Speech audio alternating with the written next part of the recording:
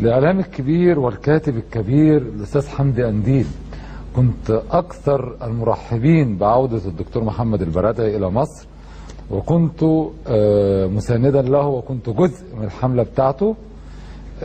ثم انفصلت عنه تماما بشكل مفاجئ، والبعض فهم أسباب ده والبعض الآخر لم يفهم. يمكن اللي مهتمين بالسياسة أكتر فهموا القصة. ليه فجأة خدت القرار ده رغم انك انت كنت لسه في بداية الحلم؟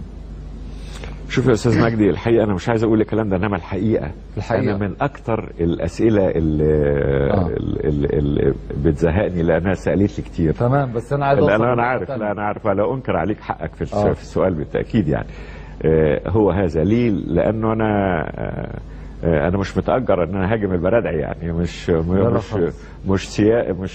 سياستي ان انا هاجم اقول مش سياستي ان هاجم البرادعي هنا وهنا كل ما اروح في مكان. فالحقيقه بدات اقتصد بشده في انتقاداتي للدكتور البرادعي رغم اقتناعي الكامل.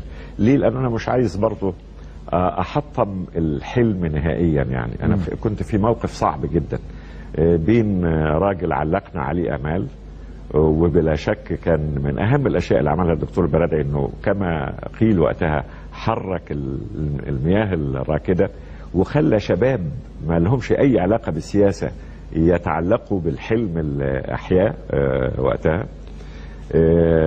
لما شفت انا المساله عن قرب وكان لي ملاحظاتي الخاصه وانسحبت من الجمعيه اللي انا كنت متحدث رسمي باسمها، وكنت متحمس للدكتور البرادعي والجمعيه حماس كبير جدا، حتى اخفيت هذا الخبر ويعرفوا كل الصحفيين اصدقائنا الشباب بالذات اللي كانوا بيغطوا اخبار الجمعيه يعرفوا ان انا لم اعلن خبر انسحابي الا بعدها بشهور. لان من ناحيه كنت في موقف صعب جدا، عايز اوضح للناس اللي كانوا عارفين ان انا بايد الدكتور البرادعي ان انا لم اعد اؤيده لاسباب كذا وكذا، وفي نفس الوقت مش عايز يتحطم هذا الحلم.